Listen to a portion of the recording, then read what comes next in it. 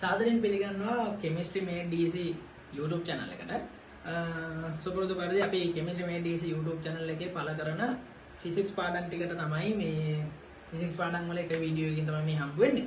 ඔයාලා දන්නවා ඇති අපි කරගෙන ආවේ පදාර්ථය හා විකිරණය කියලා කියන පාඩම. ඒ පාඩමේ ඇත්තටම මේ මුලින් වීඩියෝස් දෙකක් අපි කරා. ඒ කරලා අපි පාඩම නතර කරලා මේ වීඩියෝ එක ඉවර වෙන තැනදීත් මම කිව්වා එතනින් පස්සේ මේ වීඩියෝස් ටිකෙන් තමයි මේ පාඩමේ දින වැදගත්ම කොටස් ටික අපි කතා කරන්න යන්නේ. හින්දා වැඩි කතා නැතුව අපි පාඩමට එමු. කලින් අපි දෙවෙනියට කරපු වීඩියෝ එක අපි නතර කරේ ඇත්තටම වීන් කියලා කියන විද්‍යාඥයාගේ මේ වීන්ගේ විකිරණ තීව්‍රතා ව්‍යාප්ති ප්‍රස්ථාරය ගැන කතා කරලා. ඉතින් මේ විකිරණ තීව්‍රතා ව්‍යාප්ති ප්‍රස්ථාරය අපි කතා කරගෙන යද්දි කියන්නේ ඒ ටික බැලුවේ නැත්නම් ආපහු මේ වීඩියෝස් ටික බලන්න. කොහොම හරි එතනදී අපි මුලින් ඉඳලා අගට සියලුම දේවල් විස්තර කරා වීන්ගේ විකිරණ තීව්‍රතා ව්‍යාප්ති ප්‍රස්ථාරය ගැන. ඒ ප්‍රස්ථාරය මතක ඇති අපි මෙහෙම ප්‍රස්ථාරයක් කතා කළේ. ඒ ප්‍රස්ථාරයේ නේද? ඒ අදාළ වස්තුවක උෂ්ණත්වය වැඩි වෙනකොට ඒ ප්‍රස්ථාරය උඩට සහ වමට විස්ථාපනය වෙන බව අපි කතා කරා. ඒ කතා කරලා අපි අර උපරිම විකිරණ තීව්‍රතා ව්‍යාප්තියක් ලබා දෙන තරංග ආයාමයට ලැම්ඩා මැක්ස් කියලා කියන එක කිව්වා. ඊට පස්සේ මොකද අපි කතා වුනේ? ලැම්ඩා මැක්ස් කියලා කියන එක අනුලෝම සමානුපාතික වෙනවා කිව්වා. එකයට නිරපේක්ෂ උෂ්ණත්වයට. ඒ නිසා මොකද වෙන්නේ? කියන්නේ උපරිම විකිරණ තීව්‍රතාවයක් ලබා දෙන තරංග ආයාමයේ උෂ්ණත්වයට ප්‍රතිලෝමව සමානුපාතික වෙන කතාව අපි කිව්වා. ඒ කියලා අපි කිව්වා ලැම්ඩා මැක්ස් වැඩි කිරීම T කියලා කියන එක නියතයකට සමාන වෙනවා. ඒ නියතයට වීන්ගේ නියතය කියනවා කියලා කියන එක අපි කිව්වා. ඒ කියලා අපි කිව්වා උෂ්ණත්වය වැඩි වෙනකොට මෙන්න මේ තරංග ආයාමයේ අගය අඩු වෙනවා කියලා. ඒක මම නැවැත්තුවෙම මේ වීඩියෝ එක නතර කරේම අපි ලැම්ඩා මැක්ස් කියලා කියන එක මේ උෂ්ණත්වයත් එක්ක විචලනය වෙන විදිහ. ඒ කියන්නේ උෂ්ණත්වය වැඩි වෙනකොට ලැම්ඩා මැක්ස් අඩු වෙනවා කියලා කියන කතාව පැහැදිලි කරගන්න කාට බැරි වුණාද? මෙන්න මේ වීන් කියලා කියන විද්‍යාඥයාට නොහැකි වුණා කියලා කියන තැනින් තමයි අපි පාඩම ඒක අපි ඉවර කරේ. දැන් ඇත්තටම වීන්ට මේක පැහැදිලි කරන්න මොකක් හම්බ වෙන්නේ නැද්ද? අවස්ථාවක් නෙමෙයි. යට හැකියාවක් ලැබෙන්නේ නැහැ. ඊට අමතරව මේක පැහැදිලි කරන්න. ඇයි මේ උෂ්ණත්වය වැඩි වෙනකොට තරංග ආයාමය අඩු වෙන්නේ කියලා කියන එක පැහැදිලි කරගන්න රේලි ජීන් කියලා විද්‍යාඥයෝ දෙපළකුත් උත්සාහ කරාලු. හරිද? රේලි සහ ජීන් කියලා කියන විද්‍යාඥයෝ දෙදෙනෙකුත් මේකට උත්සාහ කරා කියලා කියනවා. එයාලටත් මේක පැහැදිලි කරගන්න හැකියාවක් ලැබෙන්නේ නැහැ. ඉතින් මොකද උනේ? දැන් අපි මෙතනින් එහාට කතා කරන්නේ මෙන්න මේ විද්‍යාඥයන්ගේ මේක පැහැදිලි කර මේ දෙක එක දේවල් පැහැදිලි කරන්න උත්සාහ කරපු කතන්දරය ගැන තමයි මේ පාඩමේ අපි ඉස්සරහට කතා කරගෙන යන්නේ. හරි. ඒතර මේ විකිරණ තීව්‍රතා ව්‍යාප්ති ප්‍රස්ථාරය මේ කාටවත් පැහැදිලි කරගන්න බැරි වෙනවා. මේ බැරි වුණායින් පස්සේ මේක පැහැදිලි කරන්න පොඩි වැඩක් ඉදිරිපත් වෙනවා. හරිද? එයා දැන් මෙහෙම කියනකොට ඔයාලට හිතෙන්නේ නැති අයින්ස්ටයින් කියලා. අයින්ස්ටයින් නෙමෙයි. අයින්ස්ටයින්ට කලින් මේ ක්වොන්ටම් වාදය පිළිබඳ ඇත්තම ලෝකෙට ඉදිරිපත් කරන්නේ මැක්ස් ප්ලාන්ක් කියලා කියන විද්‍යාඥයා. ඒ මැක්ස් ප්ලාන්ක් කියලා කියන විද්‍යාඥයා එතෙක් ලෝකේ පැවතිච්ච නැති අමුතු වාදයක් ලෝකෙට ඉදිරිපත් කරලා ඒක හරහා උත්සාහ කරනවා මොකක් පැහැදිලි කරන්නද? මේ කියන වීන්ගේ විකිරණ තීව්‍රතා ව්‍යාප්ති ප්‍රස්ථාරය පැහැදිලි කරන්න. ඒක තාමත් කල්පිතයක්. දැන් මම මෙච්චර වෙලා කිව්වෙත් ඒක ක්වොන්ටම් වාදය පිළිබඳ ප්ලාන්ක්ගේ කල්පිතය කියලානේ විද්‍යාඥයාගේ නම මැක්ස් ප්ලාන්ක්. හොඳේ? Max Planck. ඒ කියන්නේ අදටත් සාමාන්‍යයෙන් අපි ක්වොන්ටම් වාදයේ පියා විදිහට හඳුන්වන්නේ ඇල්බර්ට් අයින්ස්ටයින් නෙවෙයි. එයා මැක්ස් ප්ලාන්ක්. හරි? ක්වොන්ටම් වාදයේ පියා මැක්ස් ප්ලාන්ක්.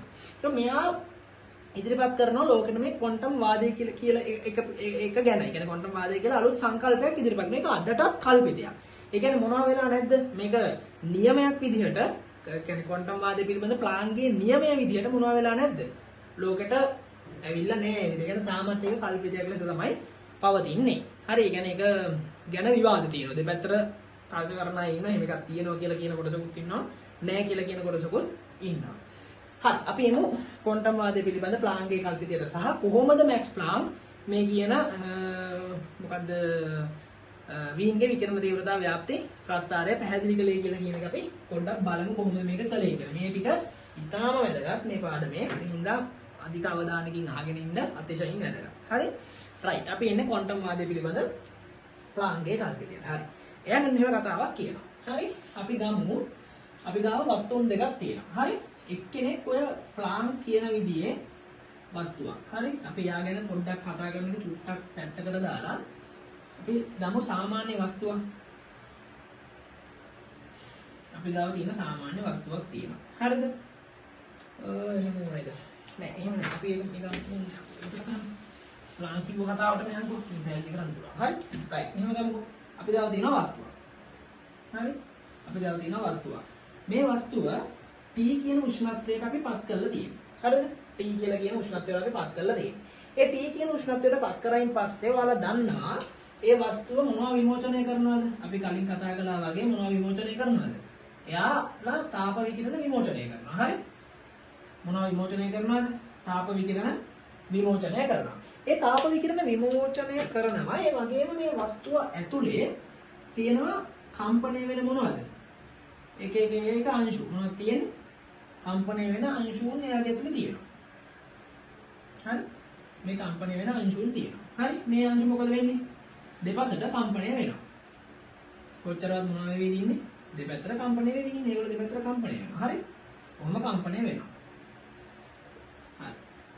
right. ඕකම තියාගෙන අපි චුට්ටක් බලමු. ඔයාලා දන්නා ඇති සන්තතික සහ විවික්ත කියලා වචන දෙකක් තියෙනවා. නේ? මොනවද තියෙන්නේ? සන්තතික කියලා එක වචනයක් තියෙනවා. විවික්ත කියලා තව වචනයක් තියෙනවා. මේකට ඉංග්‍රීසියෙන් කියනවා මේක කන්ටිනියස් කියලා කියනවා. හරිද? මේකට කියනවා ඩිස්ක්‍රීට් කියලා නේ. සන්තතික කියලා එක වචනයක් තියෙනවා. විවික්ත කියලා තව වචනයක් තියෙනවා. මොනවද මේ සන්තතික කියන්නේ? මොනවද විවික්ත කියලා කියන්නේ? අපි හිතමු මෙහෙම. දැන් ඔයාලා හිතන්නකො මිනිස්සුන්ගේ උස මිනිස්සුන්ගේ මේක මේ බණ්ඩ O level කාලේ උගන්වන එකක් ඈ. මම මේ ආයි නිකන් පොඩ්ඩක් මතක් කරනවා. මිනිස්සුන්ගේ උස ගන්නකො. උස කියලා කියන එක ගත්තොත් අඩි 5යි අඟල් 6ක මිනිස්සු ඉන්න පුළුවන්. අඩි 5යි අඟල් 7ක මිනිස්සු ඉන්න පුළුවන්. අඩි 5යි අඟල් 8ක මිනිස්සු ඉන්න පුළුවන්. මම අඩි 5 මිනිස්සු ඊළඟට අඩි 6 මිනිස්සු ඊළඟට අඩි 7 එහෙම නෑනේ. ඒ අතරමැද අඟල් ගණන් වලින් ඉන්න එක මිනිස්සු ඉන්නවා. සෙන්ටිමීටර වලින් ගත්තොත් ඕක තව වෙනස්. ඒත් ඒ වගේ එහෙම ළඟ මිනිස්සු ඉන්නවා. මිනිස්සුන්ගේ බර ගන්නකො. බර ගත්තොත් කිලෝ 50 අය ඉන්නවා. 56.1 අය ඉන්නවා. 56.2 අය ඉන්නවා. 51 ඉන්නවා. 51.2 අය ඉන්නවා නේද? හරියට සෙන්සිටිව්ලි බැලුවොත් 51.2.3 අය ඉන්න පුළුවන්. මම කියන එක තේරෙනවද? දශම ගණන් පවා තියෙනවා. කියන්නේ ඒ අගයන් ළඟ වෙනස් වෙනවා. පූර්ණ සංඛ්‍යාත්මක අගයන් විතරක් නෙමෙයි තියෙන්නේ. මිනිස්සුන්ගේ බර එහෙමයි, මිනිස්සුන්ගේ උස එහෙමයි.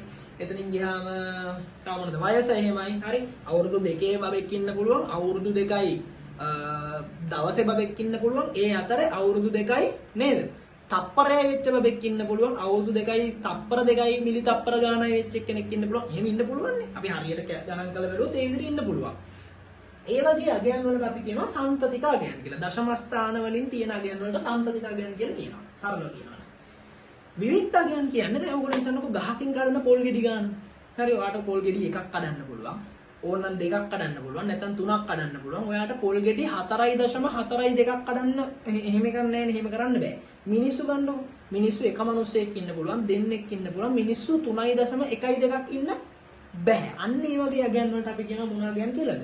විවික්ත අගයන් කියලා. එහෙම පවතින පූර්ණ සංඛ්‍යාත්මක අගයන් විතරයි විවික්ත කියලා කියන්නේ පූර්ණ සංඛ්‍යාත්මක අගයන්. දශම ගණන් පවතින්න බෑ. ඒ හින්දා මේ වචන දෙකේ අගේ මේ තේරුම් දෙක දැනගන්න ඒක ඕනේ මේක පැහැදිලි කරන්න. ඒකයි ඈ. හරි. මොකද්ද ප්ලාන් කියන්නේ? ප්ලාන් කියනවා මෙන්න මෙහෙම කතන්දරයක්. හරි? එයා කියනවා මෙන්න මෙහෙම උෂ්ණත්වයකට පත් වෙච්ච වස්තුවක ඒක T කියලා කියන උෂ්ණත්වයට පත් වුනහම එක අණු ගත්තොත් ඒ අණුක දෝලන සිද්ධ කරනවනේ. හරිද? අණුක දෝලන මේ අණුව දෝලණය වෙනවා දෙපැත්තට. හරිද? ඒ අණුක දෝලන වල ශක්තිය හරිද? අණුක දෝලන වල ශක්තිය. ඒ අණුක දෝලන අණුක දෝලනයක් කියලා මෙහෙම දෝලනය එහෙම කම්පණය වෙනකොට එයාට ශක්තියක් තියෙනවනේ. ඒක ඔයාලා දන්නවා. දෝලන තරංග පාඩමේ නේ අර භාගයයි kx වර්ගය කියලා දුන්නක ගැට ගහපු එක අපි ගණනය කරන්නේ නේ. ඒ වගේ ඒ දෝලනයක ශක්තියක් තියෙනවා. ඒ දෝලනයේ ශක්තිය එයා කියනවා ක්වොන්ටනීකරණය වෙලාලු තියෙන්නේ. මොකක්ද? ඒක ක්වොන්ටනීකරණය වෙලාලු තියෙන්නේ. හරිද? ශක්තිය ක්වොන්ටනීකරණය වෙලා. මොකද ශක්තිය ක්වොන්ටනීකරණය වෙලා තියෙනවා කියලා කියන්නේ. ඒකේ අදහස මෙන්න මෙහෙමයි. එයා කියනවා මේ හැම එකකම ශක්තිය පවතින්නේ නිශ්චිත පූර්ණ සංඛ්‍යාත්මක අගයන්ගෙන් පමණයිලු. මොකද්ද? මේ හැම එකකම ශක්තිය පවතින්නේ නිශ්චිත පූර්ණ සංඛ්‍යාත්මක අගයන්ගෙන් විතරමයිලු. ඒ කියන්නේ මෙයාගේ ශක්තිය ජූල් 1යි නම් මෙයා කම්පණය වෙන ශක්තිය ජූල් 1යි නම් මෙයාගේ ශක්තිය 1.2.3 ජූල් කියලා එකක් වෙන්න කවදාවත් බෑ. මෙයාගේ ශක්තිය 2.41 ජූල් වෙන්න කවදාවත් බෑ. මෙහෙම තියෙන්න බෑ. හරිද? මොකද්ද එහෙනම් මොකද්ද කියන්නේ? කොහොමද තියෙන්න පුළුවන්? තියෙන්න පුළුවන් මෙහෙම විතරයි. කොහොමද තියෙන්න පුළුවන්? 2 දශම ගණන් දශම ස්ථාන ගණන් වලින් තියෙන්න බෑ.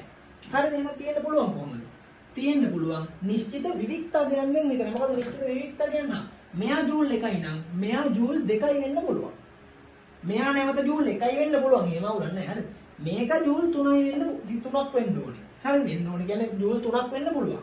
මෙයා 5ක් වෙන්න පුළුවන්. මෙයා 10ක් වෙන්න පුළුවන්. හරිද? මෙයා නැවත 3ක් වෙන්න පුළුවන්. එහෙම තියෙන්න පුළුවන්. කියන්නේ පූර්ණ සංඛ්‍යාත්මක අගයන්ගෙන් මේවා පවතින්න පුළුවන්. කවදාවත් මේවා දශම ගණන් වලින් පවතින්න බෑ කියලා තමයි යා කියන්නේ. මම හිතනවා පැහැදිලි කියලා. මේවල ඒ කියන්නේ උෂ්ණත්වයකට පත් වෙච්ච යම්කිසි වස්තුවක හරිද? යම්කිසි වස්තුවක අණුක දෝලනවල ශක්තිය නිශ්චිත පූර්ණ සංඛ්‍යාත්මක අගයන්ගෙන් පමණක් පවතී කියලා තමයි යා මේකේ පළවෙනි කොටස විදියට කියන්නේ. හරිද? නිශ්චිත පූර්ණ සංඛ්‍යාත්මක අගයන්ගෙන් පමණක් පවතී කියලා තමයි කියන්නේ. ඒ එහෙනම් joule 1, joule 2, joule 3, joule 4, joule 5, joule 6 ඒ විදිහට පවතින්න පුළුවන් කියලා තමයි යා කියන්නේ. එයා එහෙම කියලා කියනවා මේ එකක ශක්තිය. මේ එකක සංඛ්‍යාතය සෝරියා. මේ එකක සංඛ්‍යාතය සිම්පල් F නම්. මෙයා කම්පණය වෙන සංඛ්‍යාතය සිම්පල් F නම් එයා කියනවා මෙහෙම කතාවක්. මේ අණුක දෝලනයක ශක්තිය E නම් මොකද්ද? E ශක්තිය සමානයි E නම් හරිද? අණුක දෝලනයේ සංඛ්‍යාතය මොකද්ද? අණුක දෝලනයේ සංඛ්‍යාතය සිම්පල් F නම් ශක්තිය E නම් ඒකත් අණුක දෝලනය තමයි. මොකද කියලා බලන්න. අණුක දෝලනයේ ශක්තිය E නම් අණුක දෝලනයේ සංඛ්‍යාතය සිම්පල් F නම් හරිද? එයා කියනවා මේ E කියගේ ඒ කියන්නේ ශක්තියගේ අනුලෝම සමානුපාතික වෙනවලු සංඛ්‍යාතයට. හරිද? අනුලෝම සමානුපාතික වෙනවලු සංඛ්‍යාතයට. එහෙම කියලා කියනවා මේ එක අගයක් ගණනය කරන්න පුළුවන්ලු. මේ E කියලා කියන එක ගණනය කරන්න පුළුවන්ලු. E සමානයි HF කියලා කියන සමීකරණය. මොකෙන්ද ගණනය කරන්න පුළුවන්? E සමානයි HF කියලා කියන සමීකරණයෙන් ගණනය කරන්න පුළුවන් කියලා කියනවා. මේක ප්ලාන්ක් ඉදිරිපත් කරපු සම්මත සමීකරණයක්. ඔයාලට ඒක කිසිම අවුලක් නැතුව ඕනම තැනක පාවිච්චි කරන්න පුළුවන්. E සමානයි HF කියලා කියන සමීකරණයෙන් මේක ගණනය කරන්න පුළුවන්. F කියලා කියන්නේ මෙන්න මේ එක අණුක දෝලනයක තියෙන සංඛ්‍යාතය. හරිද? H කියලා කියන්නේ ප්ලාන්ක් නියතය. හරිද? මේක ප්ලාන්ක් නියතය කියලා කියනවා. මේක ප්ලාන්ක් නියතය. මේ F කියලා කියන්නේ අණුක දෝලනයේ සංඛ්‍යාතය. E කියලා කියන්නේ මේ අණුක දෝලනයක තියෙන ශක්තිය. හරිද? අණුක දෝලනයක තියෙන ශක්තිය. එතකොට උන් ඕක තමයි ප්ලාන්ක් සමීකරණය කියලා එයා ඉදිරිපත් කරන්නේ. හරි එහෙනම් දැන් E සමානයි HF විදිහට මෙයාව ගන්නවා නම් හරිද? අපි හිතමුකෝ මෙහෙම දැන් අපි කතා කරපු විදිහට මෙයා ජූල් 1යි නම් මෙයා ජූල් 2යි නේ. කියන්නේ මෙයා වගේ මෙයා දෙගුණයක් නේ. මෙයා වගේ මෙයා තුන් ගුණයක්. මෙයා වගේ මෙයා පස් ගුණයක්. මෙයා වගේ 10 ගුණයක්. මෙයා වගේ නැවත තුන් ගුණයක්. ඒ වගේ මේක හැදිලා තියෙන. ඒකට දැන් මේ එයා කියන විදිහට මේ අණුක දෝලන එකක ශක්තිය ජූල් 1යි කියලා මේ අඩුම ගාන ගත්තොත් ඒ අඩුම ගානේ පූර්ණ සංඛ්‍යාත්මක ගුණාකාර නේද අනිත් ඔක්කොමලා. මම කියන එක පැහැදිලිද? දැන් අපි මේ රූපේ චූට්ටක් මකමු. මේ රූපේ චූට්ටක් මැකුවොත් හරිද?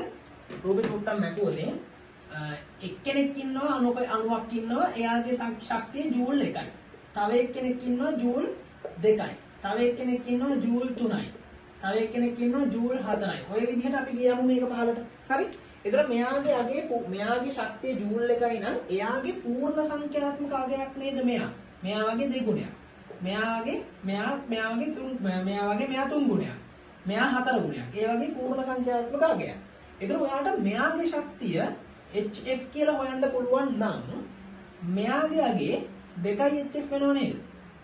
මෙයාගේ අගේ එහෙනම් 3යි HF නේද? මෙයා 4යි HF නේද?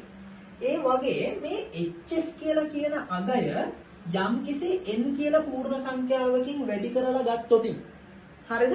යම්කිසි n කියලා පූර්ණ සංඛ්‍යාවකින් වැඩි කරලා ගත්තොත් මේ ඕන එකක මොකක් හොයන්න පුළුවන්ද? ශක්තිය අගේ අපිට ගණනය කරගන්න පුළුවන්. ඒ නිසා ප්ලාන්ක් සමීකරණ කියලා කියන එක වැඩිදුර අපි විකරණය කරලා NHF කියලා මොකක් කරනවද? අපිට NHF කියලා ඉදිරිපත් කරන්න පුළුවන්. මේ HF කියලා කියන්නේ එකක ශක්තිය. ඔය නැත්නම් ඔයාලට පුළුවන් මේ n ට එක ආදේශ කරන්න. ආදේශ කරොත් ඒත් එන්නේ HF. ඒ HF කියලා කියන්නේ පුඩිම අණුක දෝලනය. ඒ කියන්නේ අඩුම ශක්තියක් තියෙන අණුක දෝලනයේ ශක්තිය තමයි මෙතන එන්නේ. මේක එක උණු. හරිද? පොඩිම ශක්තියක් තියෙන එක්කෙනාගේ එක. ඊට පස්සේ එන හැම එක්කෙනෙක්ම අරයාගේ පූර්ණ සංඛ්‍යාත්මක ගුණාකාර හේතු වෙයි. දශම ගණන් තියෙන්න බෑ. ඉතින් අර 1යි නම් ඊළඟ එක්කෙනා 2යි 3යි 4යි 5යි එහෙම. තේරුණාද? ඒකේ පූර්ණ සංඛ්‍යාත්මක ගුණාකාර. ඒ නිසා මෙන්න මේකට අපි කියනවා මේ n කියලා කියන එකට කියනවා අපි ඒක 1 වෙන්න පුළුවන් 2 වෙන්න පුළුවන් 3 4 5 6 7 8 ආදී වශයෙන් ඕනෑම පූර්ණ සංඛ්‍යාවක් විය හැකි මේ n ගේ අගේ. පැහැදිලිද? ඕනෑම පූර්ණ සංඛ්‍යාවක් වෙන්න පුළුවන් මේ n ගේ අගේ. මේකට කියනවා අපි ඉංග්‍රීසියෙන් කියනවා ක්වොන්ටම් නම්බර් කියලා. නැත්නම් සිංහලෙන් කියනවා ක්වොන්ටම් අංකය කියලා. මොකක් කියලාද කියන්නේ? ක්වොන්ටම් අංකය කියලා කියනවා. ඒතර මේක ක්වොන්ටම් අංකය. මේක ප්ලාන්ක් නියතය. මේ f කියලා කියන්නේ අණුක දෝලනයේ සංඛ්‍යාතය. e කියලා කියන්නේ අණුක දෝලනයේ ශක්තිය. පැහැදිලිද? ඔන්න ඔහොම කතාවක් තමයි ප්ලාන්ක් පැහැදිලි කරන්නේ. එයාගේ පළවෙනි සංකල්පයේ, එයාගේ කල්පිතයේ පළවෙනි කොටස හැටියට. මොකක්ද එයා කියන්නේ? යම්කිසි උෂ්ණත්වයකටපත් වෙච්ච වස්තුවක තියෙන අණුක දෝලනවල ශක්තිය ක්වොන්ටනීකරණය වී පවතී. ක්වොන්ටනීකරණය යනු මොකද්ද? එක අණුක දෝලනයක ශක්තියේ පූර්ණ සංඛ්‍යාත්මක අගයක් තමයි අනිත් හැම අණුක දෝලනයකටම පවතින්නේ. ඒවා දශම ගණන් වලින් පවතින්න. ඒ කියන්නේ ඒක පූර්ණ සංඛ්‍යාත්මක ගුණාකාර වලින් තමයි. මෙයාගේ පූර්ණ සංඛ්‍යාත්මක ගුණාකාර වලින් තමයි පැවතීමේ හැකියාව තියෙන්නේ කියලා කියන එක එයා කියනවා. ඒතර මේ පූර්ණ එකට පොඩිම එකේ ශක්තිය යාට පුළුවන් කියනවා HF කියලා කියන සමීකරණය ගණනය කරගන්න. H කියලා කියන්නේ ප්ලාන්ක් නියතය, F කියලා කියන්නේ අණුක දෝලනයේ සංඛ්‍යාතය, E කියලා කියන්නේ අණුක දෝලනයේ ශක්තිය. ඒතර ඒක HF නම් අනිත් ඒවා 2HF 3HF 4HF ආදී වශයෙන් මොනා කරන්න පුළුවන්ද? ගණනය කිරීමේ හැකියාව තියෙනවා. ඒ හින්දා මේක ඉස්සරහට අපිට n අකුරක් දාගත්තා නම් ඕනම එකකට මේක හොයන්න පුළුවන්. හැබැයි n අනිවාර්යයෙන්ම මොකක් වෙනවද? පූර්ණ සංඛ්‍යාත්මක අගයක් වෙන්නම ඕනේ. මේක මේ දශම ස්ථාන තියෙන්න බෑ කියලා කියන එක මෙහෙම වරද්ද ගන්න එපා. හොඳේ දැන් ඕන්නම් මේ පොඩිම අණුක දෝලණයට 2.5 ජූල් කියලා ශක්තියක් තියෙන්න පුළුවන්. ඒතර එහෙම වුණොත් ඊළඟ එක අරය වගේ දෙගුණයක් විය යුතුනේ. ඊළඟ එක 5 ජූල්. ඊළඟ එක 7.5 ජූල්. අන්න මේකත් මේක වගේ එක ගුණයක්, මෙයා දෙක ගුණයක්, මෙයා තුන් ගුණයක්. ඒතර එහෙම වෙන්න පුළුවන්. නැවත ක්වොන්ටම් අංක වෙන්නේ මොනවද? මේක 1, මේක 2, මේක 3. තුන කියලා කියන ක්වොන්ටම් අංක. අර දශම ස්ථාන පවතින්න බෑ කියලා කියන එක මම අරක පැහැදිලි කරන්න ලේසියටයි කිව්වේ නේද? දැන් පොඩිම අණුක දෝලනයේ අගය දශම ස්ථානයක් වෙන්න පුළුවන්. ඒ කියන්නේ මේ ශක්තියේ අගයනේ. ඒක එහෙම වෙන්න පුළුවන්. හැබැයි එහෙම වුණාට දෙවෙනි එක අනිවාර්යෙන් මෙයාගේ දෙගුණයක් විය යුතුයි. ඊළඟ එක මෙයාගේ තුන් ගුණයක් විය යුතුයි. ඒකයි ඒකේ අර්ථය. හරිද? right. ඒතකොට ඒ හින්දා මේ n හැමතිස්සෙම පූර්ණ සංඛ්‍යාත්මක අගයක් වෙන්න ඕන බව මතක තියාගන්න. ඒකට කියනවා අපි ක්වොන්ටම් අංකය කියලා. මම හිතනවා මේ කතන්දරේ පැහැදිලි වුණා කියලා. ඒතර ඕක තමයි ප්ලාන්ක්ගේ ක්වොන්ටම් වාදයේ පිළිබඳ පළවෙනි කතාව. එයා පළවෙනියට කියන්නේ ඔන්න කතන්දර ටික. හරි? අපි ගිය බලමු එයා දෙවෙනියට කිව්වේ මොකක්ද කියලා. එයා දෙවෙනියට කියනවා මෙන්න මෙහෙම කතන්දරයක්. හරිද? එයා කියනවා මෙන්න මෙහෙම. හරිද? එයා මොකද්ද කියන්නේ? එයා කියනවා දැන් මේක දෙවෙනියට කියන කතාව. එයා කියනවා දැන් මේ වස්තුව තියෙනවනේ. මේ වස්තුවේ මෙයා ඉන්නවා. හරිද? මෙයාගේ ශක්තිය අපි ගමු ජූල් 3යි කියලා අපි ගමු. ලේසියට එහෙනම් පැහැදිලි කරන්න ලේසියට. ජූල් 3යි කියලා අපිට කියන්න පුළුවන්. එහෙම ජූල් 3 ඉඳලා මෙයාගේ ශක්තිය ජූල් 4යි. හරිද? මෙයාගේ ශක්තිය ජූල් 4යි කියලා අපි හිතමු. මෙයාගේ ශක්තිය ජූල් 3යි වුණාට එයාට ඕනේ නම් පුළුවන් ශක්තිය පිට කරන්න ඕනේ නම් පුළුවන් ශක්තිය ලබා ගන්න.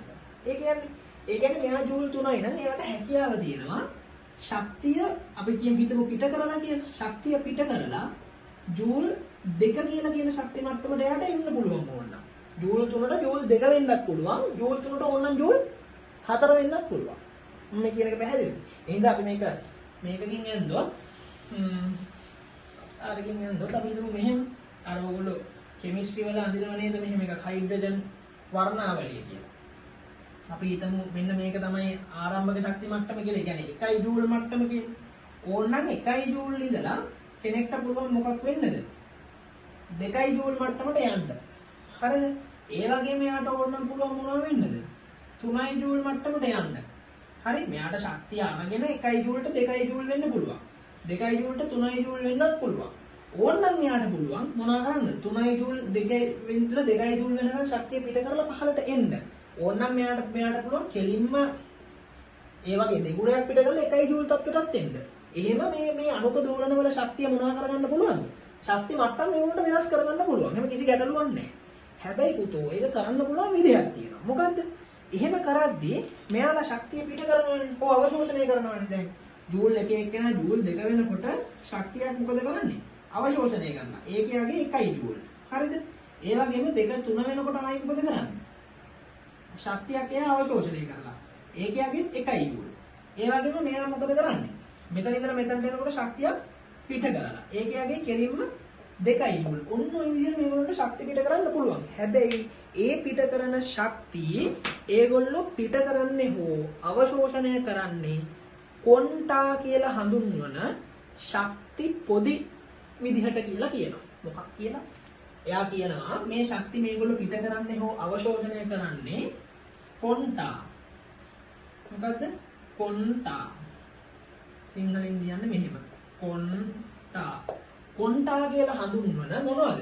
සමානයි ශක්ති පොදි. ශක්ති පොදි. නැත්නම් අපි කියමු ශක්ති පැකට් කියලා. ශක්ති පැකට්. ශක්ති පොදි නැත්නම් ශක්ති පැකට් කියලා. මෙන්න මේ ශක්ති පැකට් නැත්නම් ශක්ති පොදි විදියට හඳුන්වන ගොනු විදියට තමයි මොනවා කරන්නේද? ඒගොල්ලෝ ශක්තිය පිට කරන්නේ. ඒ කියන්නේ මෙයා ක්වොන්ටා එකක් අවශෝෂණය කරගෙන. මෙයා ක්වොන්ටා එකක් අවශෝෂණය කරගෙන. මෙයා ක්වොන්ටා දෙකක් පිට කරලා. හැමතිස්සෙම මේ හින්දා මතක තියාගන්න මේ අනුයාත ශක්ති මට්ටම් දෙකක් අතර වෙනස කොච්චරයිද? 1 ක්වොන්ටා වලට සමානයි නේ. මෙයාත් 1 ක්වොන්ටා.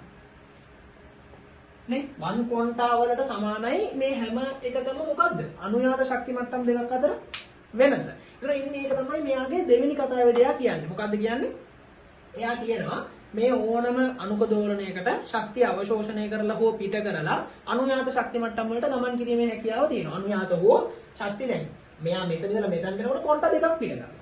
එහෙම ඒගොල්ලන්ට යන්න පුළුවන්. හැබැයි ඒ පිට කිරීම හෝ අවශෝෂණය කිරීම අනිවාර්යයෙන්ම සිද්ධ වෙන්නේ ක්වොන්ටා විදිහට. ශක්ති පොදි විදිහට තමයි සිද්ධ කරන්නේ. පොදියක් එළියට යවන්න පුළුවන්. පොදි දෙකක් එළියට යවන්න පුළුවන්. පොදි තුනක් යවන්න පුළුවන්. ඕනනම් පොදියක් ආය අවශෝෂණය කරගන්න පුළුවන්. පැකට් එකක් අවශෝෂණය කරගන්න පුළුවන්. හැබැයි මෙහෙම කරන්න බෑ. පැකට් 2.3ක් පිට කරන්න බෑ. පැහැදිලිද? පැකට් 1.12ක් ගන්න බෑ. දශම ගණන් වලින් බෑ. නිශ්චිතයි. පැකට් නම් ඉතින් ඒක පැකට් නේ. පැකට් වලින් කෑලි කඩලා දෙන්නේ නැහැ. මොකද මුදලාලි දීනික් කිලෝ එක කඩලා 250 විකුණනවා වගේ එහෙම කරන්න බෑ. පැකට් නම් පැකට් තමයි. කිලෝ එකේ පැකට් නම් පැකට්. ඒක ආයේ ගැලවිල්ලක් නැහැ. හින්දා පැකට් විදිහට ගන්න පුළුවන්. පැකට් විදිහට අවශෝෂණය කරන්න පුළුවන්. පැකට් 2 3 4 පිට කරලා අවශෝෂණය කරන්න ඕන එකක් කරන්න පුළුවන්. දශම ගණන් වලින් මේ වැඩේ කරන්න බෑ. කියන්නේ පැකට් 1.12ක් හෝ 1.56ක් එහෙම පිට කරන්න අවශෝෂණය කරන්න බෑ. ඒක තමයි මෙයාගේ කතාව. ඒතර මැක්ස් ප්ලාන්ක්ගේ ක්වොන්ටම් වාදය පිළිබඳ කල්පිතය අපි කරුණු දෙකක් කතා කරා. මොකද්ද? එකක් මේ හැම එකක්ම පවතින්නේ මොන විදියටද? මොනවාද? අපි උෂ්ණත්වයකට පත් වෙච්ච වස්තුවක ක්වොන්ටනීකරණය වෙලා පවතිනවා කියලා කිව්වා. එකක ශක්තිය අඩුම එකේ ශක්තිය HF නම් අනිත් එක 2HF 3HF 4HF 5HF විදිහට නිශ්චිත පූර්ණ සංඛ්‍යාත්මක අගයන්ගෙන් වෙනස් වෙනවා කියලා කියන එක කිව්වා. ඒකේ NHF කියලා සමීකරණය අපිට කියන්න පුළුවන් කිව්වා. n කියලා කියන්නේ ක්වොන්ටම් අංකය. ඒක 0 1 2 3 4 5 6 විදිහට පූර්ණ සංඛ්‍යාත්මක අගයන්ගෙන් වෙනස් වීමේ හැකියාව තියෙනවා. දශම ගණන් තියෙන්න බෑ. අනුයාත ශක්ති මට්ටම් වලට යන්න පුළුවන්. හින්දුර මේ දෙවෙනි එක. අනුයාත ශක්ති මට්ටම් වලට යන්න පුළුවන් එන්න පුළුවන්. පැකට් විදිහට තමයි අවශෝෂණය කරන්නේ. පැකට් විදිහට පිට කරන්නේ. පැකට් 2 3 අවශෝෂණය කරන්න 2 3 පිට කරන්න පුළුවන්. දශම ගණන් වලින් පිට කරන්න අවශෝෂණය කරන්න බෑ. ඔන්න ඔය කියන කතාව තමයි එයාගේ දෙවෙනි එක විදිහට දෙවෙනි කල්පිතය දෙවෙනි කොටස විදිහට කියන්නේ. හරිද? right. දැන් මේ ක්වොන්ටනීකරණය කියලා කියන සංකල්පය. හරිද? මේ ශක්ති ක්වොන්ටනීකරණය නේ අපි මේ කතා කරේ ඒකනේ. ශක්ති ක්වොන්ටනීකරණය කියලා කියන සංකල්පය ප්ලාන්ක් ඉදිරිපත් කරන්නේ. මොකද්ද මේ අපි කතා කරේ? ශක්ති ක්වොන්ටනීකරණය නේ. මේකට කියන්නේ ශක්ති ක්වොන්ටනීකරණය කියලා තමයි කියන්නේ. ශක්ති ක්වොන්ටනීකරණය. මේ ශක්ති ක්වොන්ටනීකරණය කියන සංසිද්ධිය හොඳට මතක තියාගන්න. ගැලපෙන්නේ අන්වීක්ෂීය වස්තුන් සඳහා පමණයි. මොනවා සඳහා පමණයිද? අන්වීක්ෂීය අංශු නැත්නම් අන්වීක්ෂීය අංශුව අන්වීක්ෂීය වස්තුන් සඳහා පමණයි. කවදාවත් මේක මොනවට දාන්න බැයිද? මහේක්ෂීය වස්තුන්ට මේක මොනවා කරන්න බැයිද? පාවිච්චි කරන්න බෑ. මහේක්ෂීය වස්තුන්ට මේ ශක්ති ක්වොන්ටනීකරණය මහේක්ෂීයවට ගැලපෙන්නේ නැහැ. දාන්න පුළුවන් අන්වීක්ෂීය වලට විතරයි. ඒ කියන්නේ මයික්‍රොස්කෝපික් ඔබ්ජෙක්ට්ස් වලට මේක දාන්න පුළුවන්. මැක්‍රොස්කෝපික් ඒවට දාන්න බෑ. ඒකම තේරෙන්නේ නැහැ නේ. ඕක තේරුම් ගන්න අපි පොඩි උදාහරණයකින් මේක පැහැදිලි කරමු. හරිද? චූටි උදාහරණයකින් පැහැදිලි කරමු. මේක ගැලපෙන්නේ නැත්තේ ඇයි කියලා කියන එක ඔයාලට ලස්සනට තේරෙයි. මම මේකට මේ ගණන් නිමි ටික මේ පොඩි පොතකින් අරගත්තා. ඒක මේ ගානක් මෙතන ගාන මට ගානක් විතර දෙන්න මේ වෙලා යන හින්දා.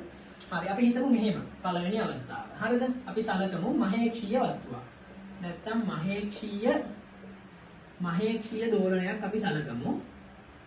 හරිද? මහේක්ෂීය දෝලනයක් මම දත්තර එක මෙතන ලියන්නම්. අපි ගාව තියෙනවා මෙන්න මෙහෙම අර මේ මොනවද? දිත්‍යයක් තියෙනවා. ඒ දිත්‍යයට සම්බන්ධ වෙච්ච දුන්නක් තියෙනවා. හෙලික්සිය දුන්නක්. ඒ දුන්නේ කෙලවර වස්තුවක් මෙහෙම ගැට ගහලා තියෙනවා. හරිද? මේ හෙලික්සිය දුන්නේ දුනු නියතය අපිට දීලා තියෙනවා K සමානයි 25යි NM ඍණ 1 කියලා. හරිද? ඊට පස්සේ මේකේ කෙලවර ස්කන්ධයක් ගැට ගහලා තියෙන එක කිලෝ 2යි. කිලෝ 2ක ස්කන්ධයක් ගැට ගහලා තියෙනවා. මොකද කරන්නේ මේක මේ සමතුලිත පිහිටීමේ ඉඳලා එයාලා අපිට කියනවා 0.4ක් දුර මේක ඇදලා 0.4 මීටර දුර මේක ඇදලා 0.4යි කියලා කියන සමතුලිත පිහිටීමේ ඉඳලා 0.4ක් දුරට මේක ඇදලා හරි 0.4ක් දුරට මේක ඇදලා අතාරිනවා. හරිද? මේ දුර 0.4යි. අතන මේ මොනවද දීලා තියෙන්නේ කියලා කියන ඔයාලට තේරෙනවනේ අමුතුවෙන් කියන්න ඕනේ. මේකේ විස්තරය දීලා තියෙනවා අපිට 0.4යි කියලා. ස්කන්ධය දීලා තියෙනවා කිලෝ 2යි කියලා. හරි. දැන් අපි මේ මහේක්ෂීය දෝලනයේ ශක්තිය ගණනය කරමු. දැන් මෙහෙම දෝලනය වෙනකොට මේ මහේක්ෂීය දෝලනයේ ශක්තිය. හරිද? ශක්තිය. දෝලනයේ ශක්තිය. දෝලනයේ ශක්තිය අපි ගණනය කරමු. මේ ශක්තිය සමානයි ඔයාලා දන්නවා සමීකරණේ භාගයයි kx වර්ගය කියලා. මේක අපි ගණනය කරොත් භාගය වැඩි කිරීම දුනු නියතය දීලා තියෙනවා 25යි කියලා. x කියලා කියන්නේ නැත්නම් e භාගයේ k e වර්ගය කිව්වොත් කියලා දාන්න. e වර්ගය කිව්වොත් තමයි. 0.4 වැඩි කිරීම 0.4. හරිද? මේක 2යි 0.4ට 0.2යි නේද? ඔව්.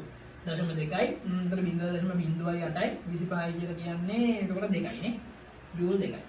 හරි? මේකේ ශක්තිය අපිට එනවා ජූල් 2යි විදියට. හරිද? ජූල් 2යි විදියට එනවා. එතකොට අපි මේ දෝලනයේ සංඛ්‍යාතය හොයාගමු. හරිද? දෝලනයේ සංඛ්‍යාතය. හරි? දෝලනයේ මොකක්ද අපි හොයන්න යන්නේ? සංඛ්‍යාතය. හරි? ඒ සංඛ්‍යාතය හොයන්න සමීකරණයක් තියෙනව නේද? අර අපි ආවර්ත කාලය කියලා කියනවා t සමානයි 2π වාරයක් වර්ගමූල m8k කියලා අපි සමීකරණය අරගන්නවා. ඒ සමීකරණය මේක මේ t ආවර්ත කාලයේ සංඛ්‍යාතය බවට පෙරලන්න ඕන. අපිට මේක හොයලා ඕන මේකේ එකයට ගන්න පුළුවන්. එහෙම නැත්නම් කෙලින්ම මේ සමීකරණය එකයට π කියලා දාලා නේ එකයට f කියලා දාලා අපිට ඕන නම් එකයට මේක 2π කියන මේ දෙක උඩට මාරු කරන්න පුළුවන්. හරි? කොහොම සංඛ්‍යාතය හොයන්න පුළුවන්. ඒවා දෝලන හා තරංග පාඩම හරිද මම එච්චර ඒ ගැන විස්තර කියන්න යන්නේ වෙලා යන හින්දා මොකද මේක කොහොමද උදාහරණ මේ පාඩමට අදාළක් නෑ මම මේ වැඩිපුර පැහැදිලි වෙන්න ඕන හින්දා කියන්නේ. ඒ හින්දා අපි මේකට ආදේශ කරලා ගණනය කරොත් එකයට f සමානයි එකයට 2π වාරයක් වර්ගමූල k කියලා කියන්නේ 25යි m කියලා කියන්නේ 4යි. ඔය ආදේශන දාලා අපිට සිම්පල් f ගණනය කරගන්න පුළුවන්. ඕගොල්ලෝ ගණනය කරලා බලන්න. ඒ උත්තරේ එන්නේ 0.56යි හර්ට්ස් කියලා. හරිද? ඒ කියන්නේ මේ දෝලනයේ සංඛ්‍යාතය අපි හොයාගත්ත හර්ට්ස් 0.56යි කියලා. දෝලනයේ ශක්තිය අපි හොයාගත්ත ජූල් 2යි කියලා. එහෙනම් අපි මේ ශක්තියට අදාළ ක්වොන්ටම් අංකය ගණනය කරමු. හරිද? මොකද අපි ගණනය කරන්න යන්නේ ශක්තියට අදාළ ක්වොන්ටම් අංකය. හරි? කොහොමද හොයන්නේ? අපි ආදේශ කරනවා E සමානයි NHF සමීකරණයට. E කියලා කියන්නේ ජූල් 2යි. N තමයි අපිට හොයාගන්න ඕනේ. ප්ලාන්ක් නියතයේ අගේ මට ඉස්සෙල්ලා කියන්න අමතක වුණා. ඒක කටපාඩම් කරන්න ඕනේ නෑ. ඒක ඔයාලට ගානක් හදද්දි දෙනවා. හොඳේ? හින්ද බය වෙන්න දෙයක් නෑ. ප්ලාන්ක් නියතයේ අගේ තියෙන්නේ 6.63 වැඩි කිරීම 10/34යි.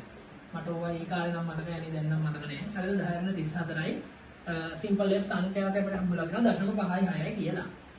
0.56. ඕක ගණනය කරාම හරිද? ගණනය කරලා බලන්න n ගේ අපිට එනවා n ගේ හම්බ වෙන්නේ n සමානයි 5.4 වැඩි කිරීම 10/33යි. හරිද? يعني ඒකට අනුරූප ක්වොන්ටම් අංකයේ අගය 5.4 වැඩි කිරීම 10.33. අර මතකද අර ප්‍රස්ථාර මෙහෙම එකක් අපි ඇන්දේ නේද? මේක HF නේ. මේක 2යි HF 3යි HF 4 5 6 7 8 9 ඔය විදිහට ගිහලා 5.4 වැඩි කිරීම 10.33 බිංදු 33. වෙනකන් උඩට ගියාම තමයි මොකක් තියෙන්නේ? මේකට අනුරූප ක්වොන්ටම් ශක්ති මට්ටම තියෙන්නේ. මම කියන කතාව පැහැදිලිද? ඒකට අදාළ ශක්ති මට්ටම තියෙන්නේ මේ ප්‍රස්ථාරේ කොහොමයි හොද්දට උඩට ගියා. හරිද? මේ ළඟ තියෙන එකනේ. ඒ 5.4 ටිකේ 10.33ක් තියෙනවා. ඒ ගානට උඩට ගියා. හරිද? ඒ ගානේ තමයි තියෙන්නේ. අපි දැන් ඕක ඔබම කිව්වත් තේරෙන්නේ නැහැ නේද? මෙහෙම ගමු. හරිද? දැන් මේකේ අගයන් ටික විතරක් අපි චුට්ටක් මේ පැත්තකින් ලියාගමු. මොකද්ද? සංඛ්‍යාතය අපිට ආවේ 0.56යි. ශක්තිය අපිට ආවේ ජූල් 2යි. හරිද? n අපිට ආවේ 5.4 වැඩි කිරීම 10.33යි. හරි? එහෙම තියාගෙන අපි මේක මකමු. හරි? මහේක්ෂීය දුරණේ අපි මැකුවා. දානේ කිරිල්ල මැකුවා. හරි. දැන් මොකක්ද යන්නේ? දැන් මේක ජූල් 2යිනේ. හරි. මේක ජූල් 2යි වුණාට අපිට මෙහෙම ගන්න පුළුවන්. දැන් අනුයාත ශක්ති මට්ටම් දෙකක් අතර හැමතිස්සෙම ශක්ති මට්ටම් දෙකක් අතර වෙනස HF නේ. ඇයි ඒ? දැන් ප්‍රස්ථාරයෙන් මතක් කරොත් මෙහෙම මෙයා HF මෙයා 2යි HF මෙතන එක්කෙනා 3යි HF මෙතන එක්කෙනා 4යි HF 5යි HF ඔය විදිහට නේද? මෙයාගෙන් මෙයා අඩු කරත් මෙයාගෙන් මෙයා අඩු කරත් මේ කවුරු අතර ගත්තා මේ එකක් අතර වෙනස HF. ඒ එකක් අතර වෙනස HF. හරිද? ඒ නිසා අපිට ඕන මෙන්න මෙහෙම එකකට එන්න පුළුවන් නේද? Delta E. අපි හිතමු මේ දෙක අතර වෙනසට අපි කියනවා ඩෙල්ටා E කියලා. බෙදීම සම්පූර්ණ ශක්තිය හෙවත් E කියලා කියන අගය අපිට මෙන්න මෙහෙම ගණනය කරන්න පුළුවන් නේ. ඩෙල්ටා E කියලා කියන්නේ HF නේ. ඇයි මේ දෙකක් අතර වෙනස HF නේ. එහෙනම් මේ ඩෙල්ටා E කියලා කියන්නේ මේ දෙක අතර වෙනස. ඒක HF. බෙදීම E කියලා කියන්නේ සම්පූර්ණ ශක්තියනේ. ඒක NHF නේ. ඒක NHF. නේද? NHF. HF NHF යෙන් HF කැපිලා යනවා. ඒ කැපිලා ගියාම ඇත්තටම මේ ඩෙල්ටා E කියලා කියන්නේ HF ගේ අගය කියලා කියන්නේ බෙදීම E කියලා කියන්නේ 1 යට n. හරිද? 1 යට n. ඔයාලට අපි ආයෙ චොට්ට මේ ඉස්සරහට දැන් ගිහිල්ලා මම කියන්නම්. ඩෙල්ටා E බෙදීම එහෙනම් E කියලා කියන්නේ මේකට මේ ගානට අනුව ගත්තොත් n කියලා කියන්නේ 5.4 වැඩි කිරීම 10.33යි.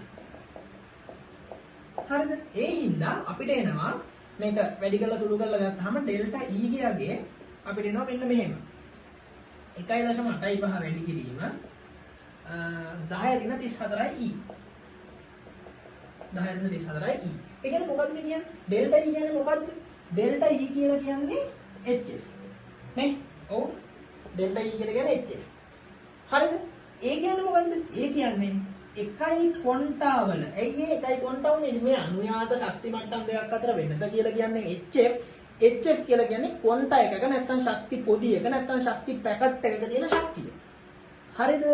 එහෙනම් මෙන්න මේ ඩෙල්ටා E කියලා කියන්නේ වක්‍රාකාරයෙන් කියනවා නම් මොකද්ද? ශක්ති පැකට් එකක තියෙන ශක්තිය. ඒකේ අගේ මේ සමස්ත දෝලනය අර දුන්න මෙහෙම චලනය වෙච්ච දෝලනයේ ශක්තියෙන් 1.85 වැඩි කිරීම 10 ඍණ 34යි බලයක්. ඒ කියන්නේ මොකද්ද? මේ පිට කරන ශක්ති පොදියක ශක්තිය නොසලකා හරින්න පුළුවන් තරම් පොඩි. මේ මෙලෝ තේරුම් නැහැ. 10 ඍණ 34යි ගානක් මුළු ශක්තිය. ඒ කියන්නේ අර ජූල් 2යි කියන ශක්තිය මුළු ශක්තිය. ඒ ජූල් දෙකෙන් මෙන්න මෙච්චර පොඩි ගානක්. ඒ ජූල් දෙක 1.8යි වැඩි කරලා 10 ඍණ 34න් වැඩි කරාම එන ගානක් තමයි ක්වොන්ටා එකක ශක්තිය. මේ පිට කරපු ශක්ති පොදියක ශක්තිය හිතා ගන්න බැරි තරම් පොඩි ගානක්. ඒ හින්දා මේ මහේක්ෂීය වස්තුවට මේ ක්වොන්ටනීකරණය කියලා කියන සංකල්ප වැදගත් නැහැ. මේ පිට කරන මලයිලා මේ ක්වොන්ටා එකක් කියලා කියන්නේ නොසලකා හරින්න පුළුවන් තරම් ශක්තියක් තියෙන එකක්. ඒ හින්දා ක්වොන්ටනීකරණය තවදුරටත් මොකකට ගැලපෙන්නේ නැද්ද? මහේක්ෂීය වස්තුවකට ගැලපෙන්නේ නැත. මේක මහේක්ෂීය වස්තුවකට හරියන්නේ නැහැ. හරි. ටිප් එක ඊමල්. හරිද? මේ මහේක්ෂීය වස්තුව වලට ගැලපෙන්නේ නැහැ. හරි. අපි බලමු අන්වීක්ෂීය වස්තුවකට මොකද වෙන්නේ කියලා ටක් ගන්න. හරිද? අන්වීක්ෂීය වස්තුව. මොකද වෙන්නේ අන්වීක්ෂීය වස්තුවක දත්ත ටිකක් මාගාව තියෙනවා. හරිද? මෙහෙම තියෙනවලු අංශුවක්. මේ අංශුවේ ස්කන්ධය අපිට දීලා දෙනවා ටක් ගාලා ලියන්න. ස්කන්ධය දීලා දෙනවා 10 ඍණ 26යි කිලෝග්‍රෑම්. අංශුව එහෙමනේ ඉතින් චුට්ටිනේ මේ ස්කන්ධේ. කම්පන සංඛ්‍යාවටත් ඒ වගේ හරි වැඩි. F වලගේ අපිට දීලා දෙනවා 10 14යි හර්ට්ස් කියලා. හරිද? විස්තරය දීලා තියෙනවා. හරි? විස්තරය දීලා තියෙනවා 10යි මීටර. 10 ඍණ 10යි මීටර. හරි? මේකේ ශක්තිය දීලා තියෙනවා. මේකේ ශක්තිය කෙලින්ම දීලා තියෙනවා. ගණනය කරන්න දෙයක් නැහැ. 1 ඉලෙක්ට්‍රෝන වෝල්ට් කියලා අපිට දීලා තියෙනවා. එහෙනම් මේකට අනුරූප අපි ක්වොන්ටම් අංකය ගණනය කරොත් E සමානයි NHF ඉලෙක්ට්‍රෝන වෝල්ට් දන්නවා ඉතින් ජූල් කරන්න එක වැඩි කරන්න ඕනේ 1.6 වැඩි කිරීම 10 ඍණ 19. හරිද? ඒක සමානයි n වැඩි කිරීම ප්ලාන්ක් නියතය 6.63 වැඩි කිරීම 10 ඍණ 34 නේ. අපි දැන් කලින් ගත්තේ ගන්නේ. ඔව් 6.63 වැඩි කිරීම 10 ඍණ 34යි. ඒක වැඩි කිරීම සංඛ්‍යාත 10 14යි. ඕක ගණනය කරාම ක්වොන්ටම් අංකය ඇවිල්ලා තියෙනවා ආසන්න වශයෙන් 2ක්. දැක්කද? ක්වොන්ටම් අංකය අරකේ ආවේ 10 34යි ගන්නනේ මේකේ 2යි. ඕ අර මේකේ මේ දෙවෙනි ශක්ති මට්ටම හරිය තමයි ඉන්නේ. n සමානයි 2යි. එහෙනම් අර සම්බන්ධෙටම දාලා බලුවාම ඩෙල්ටා E බෙදීම E කියලා කියන්නේ HF නේද? බෙදීම NHF මේකට මේක කැපිලා ගියා. එහෙනම් මේක ආසන්න වශයෙන් 1යට 2යි. එතකොට ගත්තාම ඔයාලට තේරෙයි ඩෙල්ටා E වල අගය 0.5යි E කියලා තමයි එන්නේ. ඒ කියන්නේ මුළු ශක්තියෙන් භාගයක් ක්වොන්ටාවක් විදිහට පිට කරනවා. ඒ ඩෙල්ටා E කියන්නේ ක්වොන්ටාවක ශක්තියනේ. මුළු ශක්තියෙන් භාගයක් ඒක දැලකිය යුතුයි ඈ. මුළු ශක්තියෙන් භාගයක් ක්වොන්ටා එකක තියෙනවනේ. එහෙනම් ඒක කලකන්න ඕනේ. එහෙනම් මතක තියාගන්න මෙන්න මේ වගේ අන්වීක්ෂීය වස්තුන්ට තමයි මැක්ස් ප්ලාන්ක්ගේ ක්වොන්ටනීකරණය පිළිබඳ සංකල්පය වැදගත් වෙන්නේ. ඒක තවදුරටත් කාට වැදගත් නැද්ද? මහේක්ෂීය වස්තුන්ට වැදගත් නැති බව මතක තියාගන්න. පැහැදිලිද කතාව? හා දැන් ඔන්න ඕක තමයි මැක්ස් ප්ලාන්ක්ගේ ක්වොන්ටම් මාධ්‍ය පිළිබඳ කල්පිතය. හරිද? මැක්ස් ප්ලාන්ක්ගේ ක්වොන්ටම් මාධ්‍ය පිළිබඳ කල්පිතේ ඔන්න ඕක තමයි. කල්පිතේ කරුණු කාරණා දෙකයි. ඒවා ලියාගන්න අර නෝට්ස් ඕන නම් දැන් ඔයාලගේ පාඩම් මේවා කරලා නැත්නම් ඒවා ටික නෝට් ඩවුන් කරලා තියාගන්න. ඒකට අනිවාර්යෙන් ඕනේ කල්පිතේ තියෙන කරුණු කාරණා මොනවද කියලා. දැන් හරිද වැඩේ අපි. දැන් පාඩම ආවේ කොහොමද මෙතනට? ආවේ කවුද අර වීන් කියලා එක්කෙනෙක් මේ විකිරණ තීව්‍රතා ව්‍යාප්ති ප්‍රස්ථාර කියලා එකක් එන්දා. ඒ එන්දයින් පස්සේ යාගේ මොකද්ද මන්ට කිව්වනේ මෙහෙම තියෙන එකක නේද? කොහොම තියෙන එක මේක මෙන්න මෙහෙම විස්ථාපනය වෙනවා කියලා කිව්වා. ඒ හින්දා ලැම්ඩා මැක්ස් කියලා කියන එක වැඩි කිරීම t කියලා කියන එකේ යගේ නියතයක් කියලා කියන එක කිව්වා. එහෙනම් t වැඩි වෙනකොට ලැම්ඩා අඩු වෙනවා කියලා කිව්වා. හරිද? එහෙම කියලා මොකද්ද කිව්වේ? එහෙම කියලා කිව්වා. ඔව් t වැඩි වෙනකොට ලැම්ඩා අඩු වෙනවා කියලා කිව්වා. මේක පැහැදිලි කරගන්න කාටවත් බැරි වුණා කිව්වා. ඒක බැරි වෙච්ච හින්දා මැක්ස් ප්ලාන්ක් මේක පැහැදිලි කරන්න ප්ලාන්ක්ගේ කල්පිතය කියලා එකක් ඉදිරිපත් කළා කියලා ඊට ගැන හෙන හැල්ලක් කියුවා. දැන් මේක පැහැදිලි වුණාද? නෑ. දැන් මේක පැහැදිලි කරේ නෑ නේද? නේ? ඔය ඒක තමයි. හරිද? මේක පැහැදිලි කරන්න පුළුවන් එකකින්. කොහොමද මේක ඒකෙන් පැහැදිලි කරන්නේ? මෙහෙම නේ හරි සරලයි. හරිද? දැන් එයා කියන්නේ මොකද්ද? ශක්තිය ක්වොන්ටනීකරණය වෙලා තියෙනවා නම් E සමානයි උනේ HF ට. හරිද? H කියලා කියන්නේ කොහොමත් නියතයන්නේ. එහෙනම් E අනුලෝම සමානුපාතික වෙනකොට F ට. ඒ කියන්නේ සංඛ්‍යාතයට තමයි ශක්තිය අනුලෝම සමානුපාතික වෙන්නේ. එතකොට ඔන්න බලන්න. උෂ්ණත්වය වැඩි කරනවා කියලා කියන්නේ ඒ වස්තුවට ලබා දෙන මොකද්ද වැඩි කරන්නේ? ලබා දෙන ශක්තිය වැඩි කරනවා. හරිද? උෂ්ණත්වය වැඩි කරනවා කියලා කියන්නේ වස්තුවට ලබා දෙන ශක්තිය වැඩි කරනවා. ඒ කියන්නේ E වැඩි කරනවා. E වැඩි වෙනකොට ඒ වස්තුවට අදාළ F වැඩි වෙනවා. හරිද? E වැඩි කරනකොට ඒ වස්තුවට අදාළ F වැඩි වෙනව කවුරු අනුවද? මේ ප්ලාන්ක් කියන්නේ ඒක ප්ලාන්ක් තමයි කිව්වේ. ප්ලාන්ක් කියපු එක අනුව E වැඩි වෙනකොට F වැඩි වෙනවා. එතකොට අපි දන්නවනේ නේ මොකද්ද? V සමානයි F ලැම්ඩා. මේ හැම එකම යන්නේ ආලෝකයේ ප්‍රවේගයෙන්. එහෙනම් මේක v නියතයි. එහෙනම් f වැඩි වෙනකොට ලැම්ඩා අඩු වෙන්න ඕනේ නේ. හරිනේ. f වැඩි වෙනකොට ලැම්ඩා අඩු වෙන්න ඕනේ. හරිනේ. එහෙනම් t වැඩි වෙනකොට e වැඩි වෙන්න ඕනේ. ඇයි ඒ? උෂ්ණත්වය වැඩි කරනවා කියලා කියන්නේ අපි උෂ්ණත්වය විතර දෙන්නේ තාපය දෙනවා කියන්නේ ශක්තිය දෙන්නේ. උෂ්ණත්වය වැඩි කියන තාපයනේ අපි වැඩි කරලා දෙන්නේ නේද? තාපයේ පිළිබිඹුවක්නේ උෂ්ණත්වය කියලා කියන්නේ. එහෙනම් තාපය වැඩි, ශක්තිය වැඩි, උෂ්ණත්වය වැඩි. එහෙනම් ශක්තිය වැඩි. ශක්තිය වැඩි කියන්නේ ප්ලාන්ක් කිව්ව දේ අනුව මේක ප්ලාන්ක් කියන්නේ. E වැඩි වෙනකොට F වැඩි වෙනවා කියලා කියන්නේ ප්ලාන්ක්. ඔන්න ප්ලාන්ක්ගේ කල්පිතේ. ප්ලාන්ක් කිව්ව E වැඩි වෙනකොට F වැඩි වෙනවා කියලා. එහෙනම් F වැඩි වෙනකොට V සමානයි F ලැම්ඩා දුන්න ලැම්ඩා අඩු වෙන්න ඕනේ. හරිනේ මේ? T වැඩි වෙනකොට ලැම්ඩා අඩු වෙනවා. හරි. ඔන්න ඔහොම තමයි කවුරු මොකක් කළේ? මැක්ස් ප්ලාන්ක් මේ කවුද විකිරණ තීව්‍රතාව ව්‍යාප්ති ප්‍රස්ථාරය පැහැදිලි කරන්නේ. මම හිතනවා පැහැදිලි වුණා කියලා. ආයි මේක පොඩ්ඩක් බලන්න වැඩේ හරියට තේරුනේ නැත්තම්. තව චූටි වෙලා හරි මෙහෙමයි. හරි. එතකොට ඕක තමයි කතාව. ඉතින් දැන් හරි වැඩේ ගොඩ. හරි. ප්ලාන්ක් මේක පැහැදිලි කළා. ඔන්න ඒ වුණාට දැන් පොඩි ආයි මොකද වෙන්නේ පොඩි කන යන්න ගන්නවා මේ කතන්දරේ ගැන. දැන් ප්‍රාන් කොහොම පැහැදිලි කරාට ඒ කාලේ ලෝකේ අපි හිතමු මේක මොනවද කියලා මම දන්නේ නැහැ. ඉතින් ප්‍රාන් එක තැනක ඉඳගෙන ඔක පැහැදිලි කරන්නේ නැති. හැබැයි විද්‍යාගාරයක නිරූපණය කරපු තව වෙනස් සංසිද්ධියක් තිබුණා කාටවත් පැහැදිලි කරගන්න බැරි.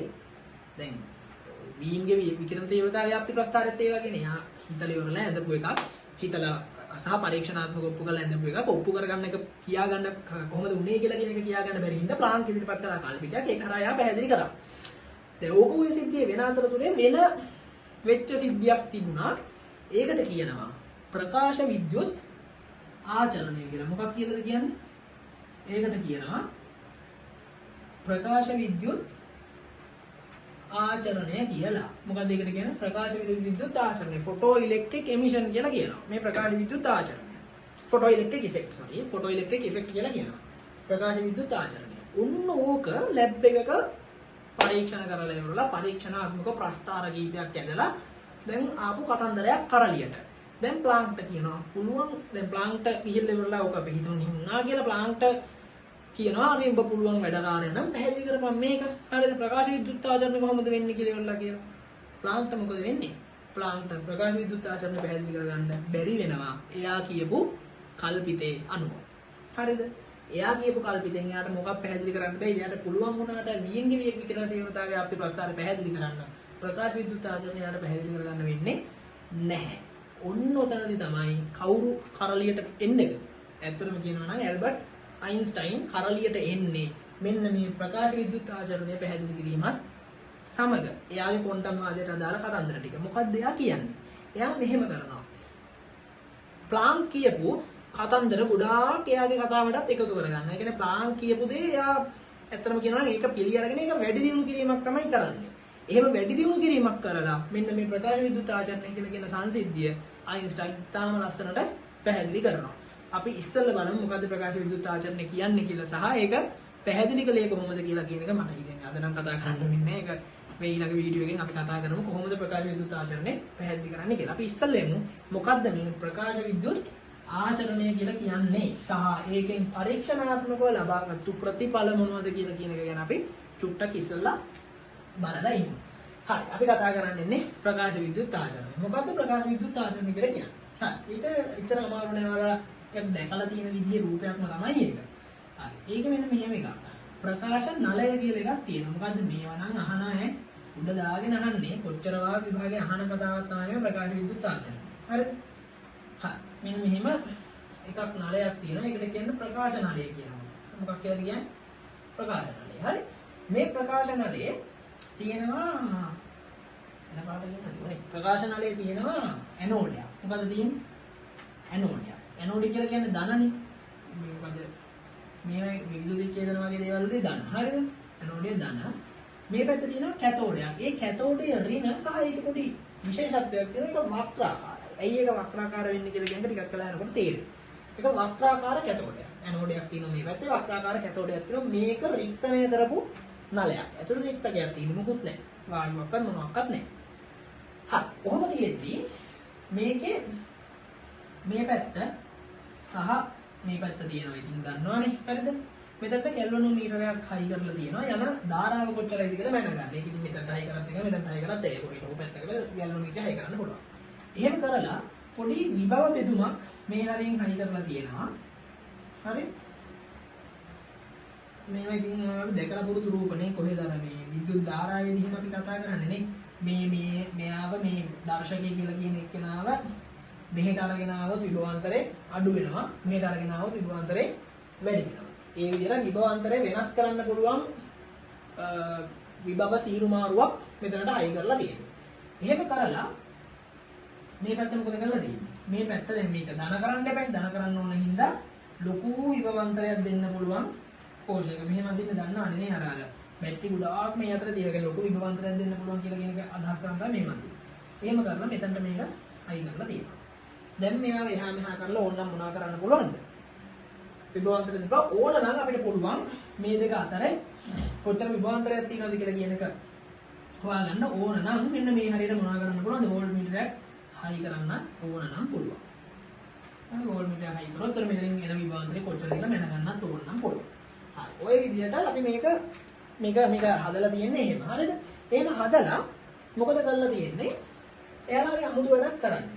ඒ වැඩේ තමයි මෙන්න මේ දැන් මේක ඔහොම තිබ්බහම ඔයාලට තේරෙනවා කොච්චර විභවාන්තරයක් දුන්නත් මේක එහෙම මේකෙන් ධාරාවක් යන්න බෑනේ.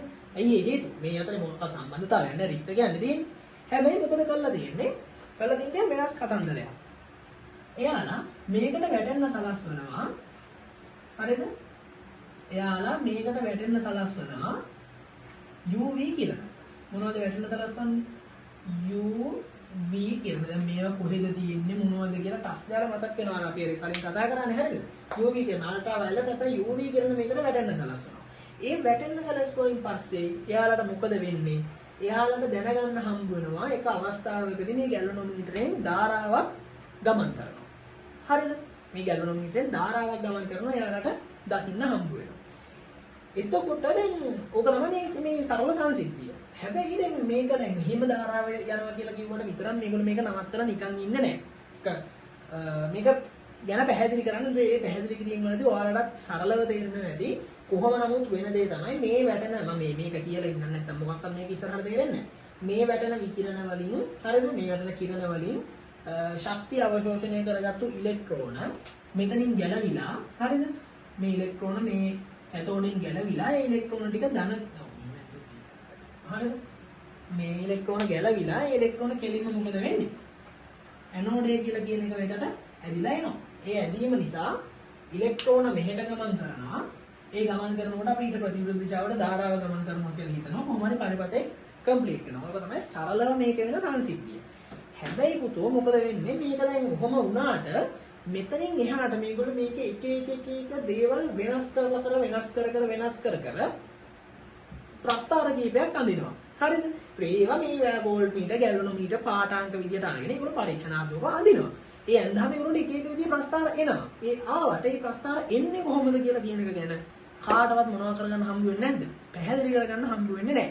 හරිද? පැහැදිලි කරගන්න හම්බ වෙන්නේ නැහැ. අපි මේ ප්‍රස්ථාර ටික මොනවද කියලා බලමු. හරි මේක ඊට කලින් චුට්ටක් දැනගත යුතු වචන ටිකක් තියෙනවා. එකක් තමයි මෙන්න මෙතනින් දැන් අපි කතා කරනවානේ මෙහෙම වෙනකොට ධාරාවක් ගමන් කරන්න පුළුවන් කියලා නේ.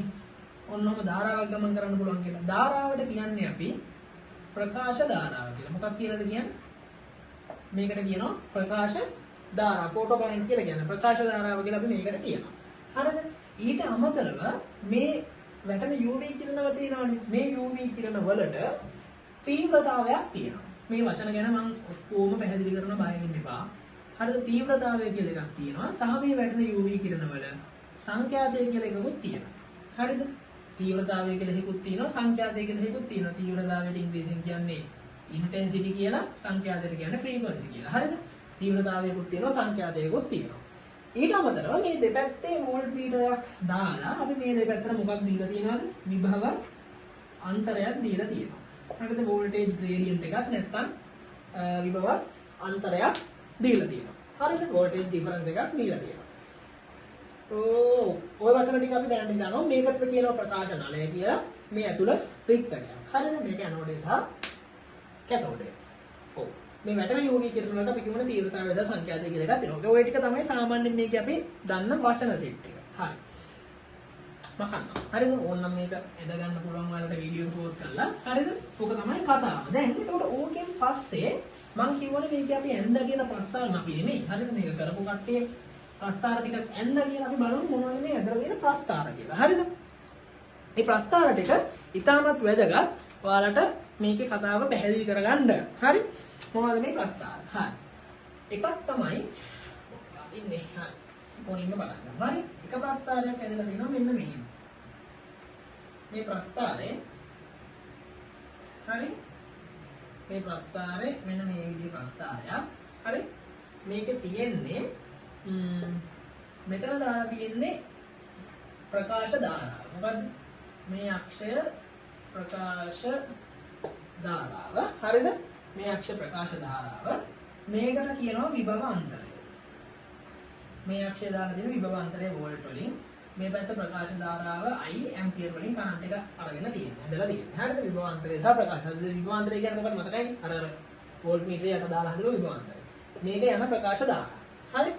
ඒක පළවෙනි ප්‍රස්ථාරය. මේ ප්‍රස්ථාරය හැබැයි ඒගොල්ලෝ ඇඳලා තියෙන්නේ වැටෙන UV කිරණය. හරිද? මේක ඇඳලා තියෙන්නේ කොහොමද? මේක ඇඳලා තියෙන්නේ UV කිරණයේ F නියත කරලා, ඒ කියන්නේ සංඛ්‍යාතය නියත කරලා I හෙවත් තීව්‍රතාවය වෙනස් කරමින් තමයි ඇඳලා තියෙන්නේ. ඒවා අතිශයින් මාර වැදගත් මතක තියාගන්න ඕන දේවල්. UV කිරණයේ F නියත කරලා I වෙනස් කරලා තමයි ඇඳලා තියෙන්නේ. කියන්නේ තීව්‍රතාවය වෙනස් කරලා තමයි ඇඳලා. එහෙම අදිද්දි මේගොල්ලන්ට ඇවිල්ලා තියෙනවා මෙන්න මෙහෙම ප්‍රස්ථාර සෙට් එකක්. ඒ කියන්නේ වෙනස් කරාම මෙන්න මෙහෙම ටිකක් තමයි ඇවිල්ලා තියෙන්නේ. එකම තැනකින් පටන් අරගෙන ඔන්නෝම නියත වෙච්ච